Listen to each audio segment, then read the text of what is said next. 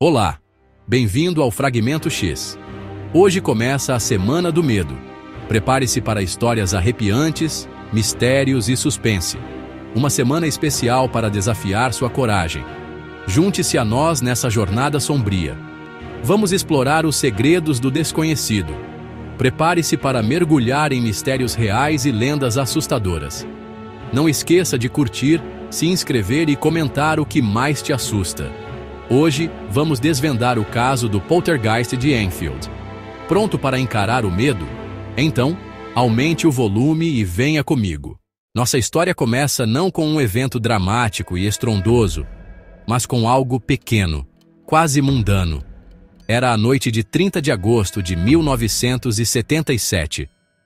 Peggy Hodgson, uma mãe solteira fazendo o possível para criar seus 4 filhos. Margaret, de 13 anos, Janet, de 11, Johnny, de 10 e Billy, de 7, estava colocando seus 2 mais novos na cama. A casa na Green Street, 284, era comum em todos os sentidos. Uma típica casa popular em um bairro operário de Enfield, Londres. Nada em sua aparência sugeria que estava prestes a se tornar a casa assombrada mais famosa da Inglaterra. Naquela noite, enquanto as crianças se acomodavam, Janet reclamou com a mãe que suas camas e as de Billy estavam balançando e tremendo sem motivo aparente. Peggy, provavelmente cansada e supondo que fossem apenas brincadeiras de criança, mandou-os parar de bagunça e irem dormir. Mas as crianças insistiram. O tremor não era obra delas. Um pouco irritada, Peggy voltou ao quarto para investigar. Ela não viu nada de anormal. As camas estavam paradas. O quarto estava silencioso. No entanto, quando estava prestes a sair, ela mesma ouviu um som arrastado, como alguém arrastando os pés com chinelos pelo chão.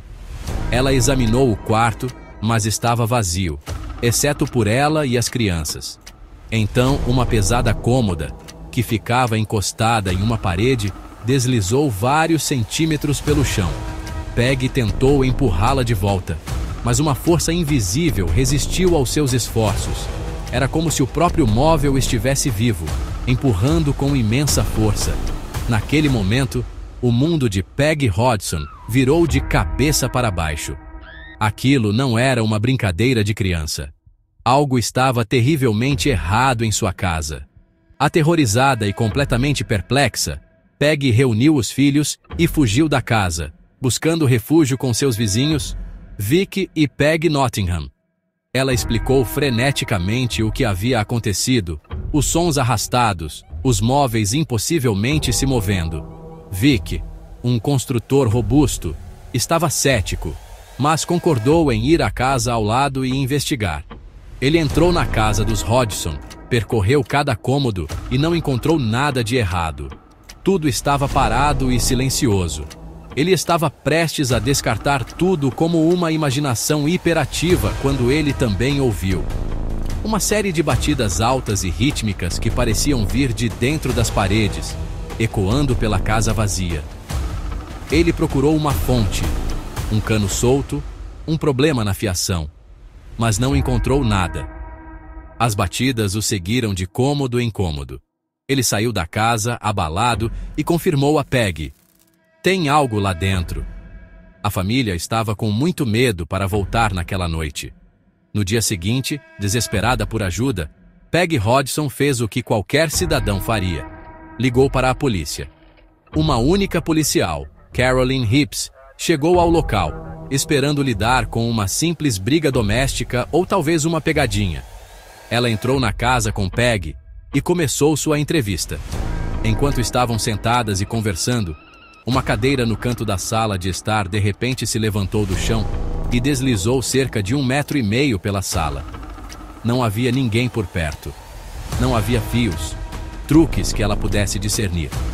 A policial Hipps testemunhou o evento com seus próprios olhos e mais tarde assinou uma declaração oficial confirmando o que viu. O Poltergeist de Enfield acabara de reivindicar sua primeira testemunha oficial e imparcial.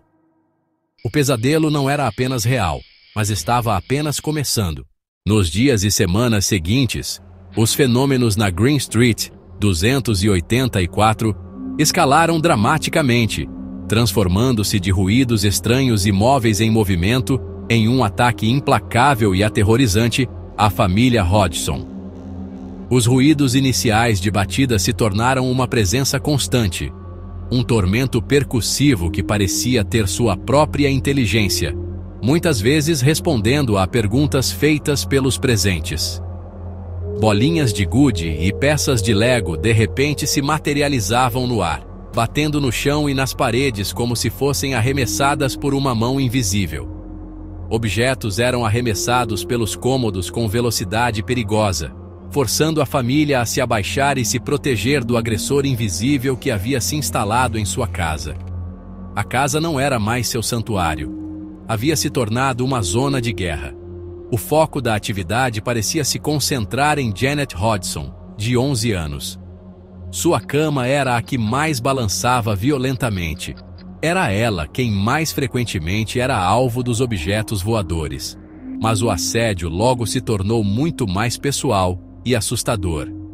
Em várias ocasiões, Janet foi supostamente levitada de sua cama por uma força invisível, jogada pelo quarto enquanto dormia. Fotógrafos do Daily Mirror, que haviam sido chamados para cobrir a história sensacional, conseguiram capturar uma sequência de imagens, agora famosa, que parecem mostrar Janet sendo lançada pelo ar em seu pijama. Céticos argumentam que as fotos simplesmente mostram uma garota pulando de sua cama, mas as testemunhas no quarto na época juraram que ela foi puxada por uma força que era poderosa e malevolenta. O poltergeist, um termo alemão que significa fantasma barulhento, parecia possuir uma personalidade cruel e travessa. Ele entortava colheres e talheres em formas retorcidas, iniciava pequenos incêndios inexplicáveis que se extinguiriam tão de repente quanto começaram, e derramava água em pisos recém-limpos. A família vivia em um estado constante de ansiedade, nunca sabendo o que aconteceria em seguida. A atividade não se limitava à noite.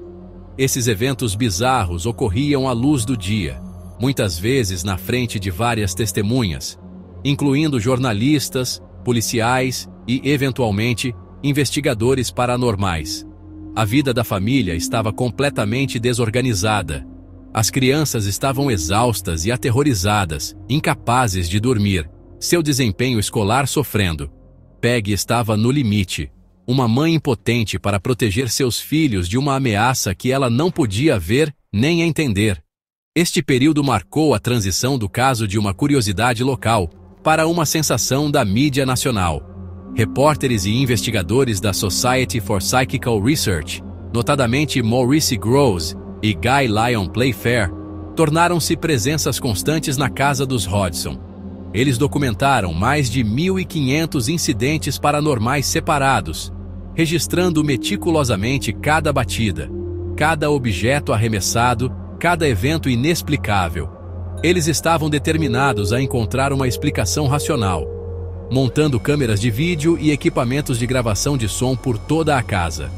Mas quanto mais investigavam, mais profundo o mistério se tornava. A entidade invisível não era apenas uma força aleatória, era inteligente, interativa, e estava prestes a revelar sua habilidade mais chocante até então. Estava prestes a falar. A assombração tomou seu rumo mais arrepiante quando a entidade começou a se comunicar verbalmente. No início, eram apenas latidos estranhos e assobios que pareciam emanar da vizinhança de Janet e sua irmã Margaret. Mas logo, esses ruídos evoluíram para uma voz profunda e rouca, um som áspero e gutural que era totalmente incongruente, vindo da garganta de uma garota de 11 anos. Quando questionada pelo investigador Maurice Grosse, a voz alegou ser o espírito de um homem chamado Bill Wilkins, que, segundo ela, havia morrido na casa anos antes. A voz falava de sua morte, descrevendo como teve uma hemorragia e adormeceu em uma cadeira no canto da sala de estar no andar de baixo. Pouco antes de morrer, a voz sussurrou através de Janet: "Fiquei cego. e então tive uma hemorragia e adormeci e morri na cadeira no canto lá embaixo. Este foi um desenvolvimento impressionante. Os investigadores agora tinham um nome e uma história. Era uma pista tangível que poderia ser verificada. Com certeza, a pesquisa de Grosse descobriu que um homem chamado Bill Wilkins realmente viveu e morreu na casa. Seu filho, Terry Wilkins, foi localizado e confirmou a história. Ele disse aos investigadores que seu pai havia falecido exatamente da maneira que a voz descreveu, sofrendo uma hemorragia cerebral enquanto estava sentado em sua poltrona favorita na sala de estar. Essa corroboração causou ondas de choque na investigação. Como Janet, uma garota de 11 anos, poderia saber esses detalhes específicos sobre a morte de um ex-morador? Era essa a prova definitiva de que ela estava canalizando o espírito de um homem morto? As gravações dessas conversas são algumas das evidências mais perturbadoras na história paranormal. A voz, que os investigadores se referiam como Bill, se envolveria em diálogos longos, muitas vezes profanos e argumentativos com Grosse e outros. Ela contava piadas grosseiras, reclamava e fazia ameaças. A transformação em Janet era nítida. Um momento ela seria uma garota normal e tímida, e no próximo, seu rosto se contorceria, e essa voz profunda e masculina assumiria o controle. Especialistas médicos foram consultados. Janet foi levada a um hospital para observação, onde passou por extensas avaliações físicas e psiquiátricas. Os médicos não conseguiram encontrar nenhuma explicação médica para sua capacidade de produzir a voz. Eles confirmaram que suas cordas vocais não estavam danificadas, embora vibrassem de uma maneira que nunca haviam visto antes. No entanto, essa fase da assombração também atraiu o ceticismo mais intenso. Em pelo menos uma ocasião, Janet foi pega fingindo fenômenos, escondendo um gravador e entortando colheres ela mesma. Ela mais tarde admitiu que eles haviam falsificado cerca de 2% dos eventos, explicando que o fizeram para ver se os investigadores perceberiam, especialmente durante as pausas na atividade genuína. Essa admissão tem sido usada por céticos desde então como prova de que todo o caso foi uma farsa elaborada. Mas para os investigadores que viveram isso, essa explicação era muito simplista. Poderiam algumas crianças, mesmo as espertas, realmente orquestrar uma série de eventos tão complexa, sustentada e aterrorizante que enganou dezenas de adultos experientes, incluindo policiais, jornalistas e pesquisadores, por mais de um ano? A voz de Bill Wilkins permanece o mistério mais profundo e perturbador do caso. À medida que o caso Enfield ganhava notoriedade, ele inevitavelmente atraiu a atenção dos investigadores paranormais mais famosos do mundo, Ed e Lorraine Warren. O demonologista americano e sua esposa clarividente haviam construído uma reputação formidável investigando assombrações de alto perfil, notavelmente o caso Amityville, apenas alguns anos antes. A chegada deles em Enfield, em 1978, trouxe uma nova perspectiva e um tipo diferente de gravidade à investigação. Enquanto os investigadores britânicos da SPR estavam focados em pesquisa e documentação, abordando os fenômenos de um ponto de vista científico e psíquico, os Warrens vieram com uma estrutura diferente. Eles viam os eventos não como um poltergeist ou um espírito perdido, mas como algo muito mais sinistro, uma entidade inumana e demoníaca. Lorraine Warren, usando suas supostas habilidades clarividentes, afirmou sentir uma presença profundamente negativa e opressiva na casa desde o momento em que entrou. Ela sentiu que não era o espírito brincalhão, embora travesso, de Bill Wilkins que estava causando o tumulto. Em sua visão, Bill era meramente uma máscara usada por uma força mais poderosa e malevolente para manipular a família e os investigadores. Ed Warren concordou, acreditando que o objetivo final da entidade era minar o livre-arbítrio da família, particularmente de Janet, para abrir caminho para uma possessão demoníaca completa. Esse diagnóstico mudou toda a narrativa da assombração. Não era mais uma história de fantasmas. Era uma história de guerra espiritual. Essa foi uma avaliação precisa. Ou os Warrens estavam simplesmente projetando seu próprio sistema de crenças em uma situação complexa. O envolvimento dos Warrens, embora muito dramatizado em Invocação do Mal 2, foi na verdade bastante breve no grande esquema da assombração de 2 anos. Eles visitaram a casa por apenas um dia ou mais, mas seu impacto foi significativo. Ed famosamente confrontou a entidade, segurando um crucifixo e desafiando-a a revelar seu verdadeiro nome. Ele acreditava que, ao se concentrar em Janet e mostrar-lhe afeto e atenção, a entidade estava sendo privada do medo e da energia negativa dos quais se alimentava. Sua abordagem não era de observação passiva, mas de intervenção espiritual ativa. Eles recomendaram um exorcismo, um curso de ação que a Igreja Católica local hesitou em aprovar sem provas mais definitivas de influência demoníaca, algo que eles sentiam que ainda faltava. A presença dos Warrens adicionou mais uma camada de controvérsia ao caso. Muitos dos investigadores primários, particularmente Guy Lyon Playfair, supostamente não ficaram impressionados com a dupla americana. Playfair mais tarde escreveu que os Warrens apareceram sem serem convidados e ficaram por apenas um dia, e ele sentiu que eles estavam mais interessados em adicionar outro caso famoso ao seu currículo do que em ajudar genuinamente a família. Esse choque de metodologias, a abordagem metódica e de coleta de evidências da SPR versus o estilo confrontador e baseado na fé dos Warrens, destaca um conflito central no campo da investigação paranormal. Quem estava certo? Era um fantasma, um demônio ou uma farsa? A chegada dos Warrens não resolveu o mistério, apenas o tornou mais profundo e complicado. Desde o início, o poltergeist de Enfield foi assombrado por acusações de fraude. A ideia de que 2 jovens, Janet e Margaret, poderiam estar orquestrando todo o caso era uma teoria persistente. Céticos apontaram para várias evidências-chave para apoiar essa afirmação. A mais significativa foi a própria admissão de Janet de que ela e sua irmã haviam forjado alguns dos incidentes. Outro ponto de discórdia foi uma gravação de vídeo que parecia mostrar Janet entortando uma colher com as próprias mãos, quando ela pensava que ninguém estava olhando. Para aqueles determinados a encontrar uma explicação racional, esses momentos eram a prova definitiva de que as crianças eram simplesmente brincalhonas, muito espertas que conseguiram enganar uma série de adultos ingênuos.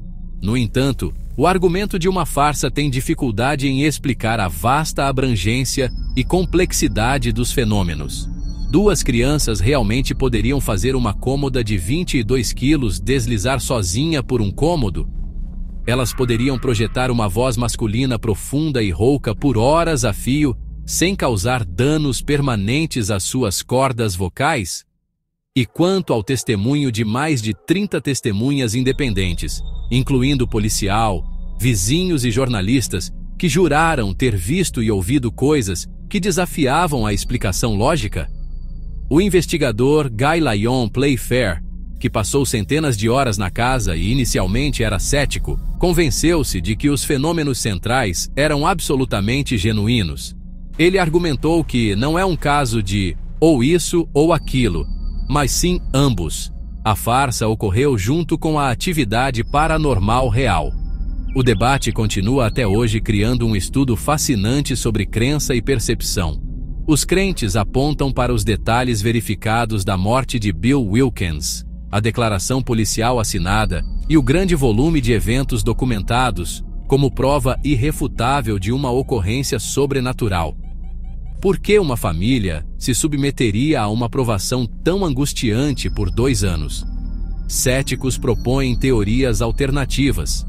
Alguns sugerem que foi um caso de psicose compartilhada, ou que os investigadores estavam inconscientemente guiando as crianças através de uma lente tendenciosa.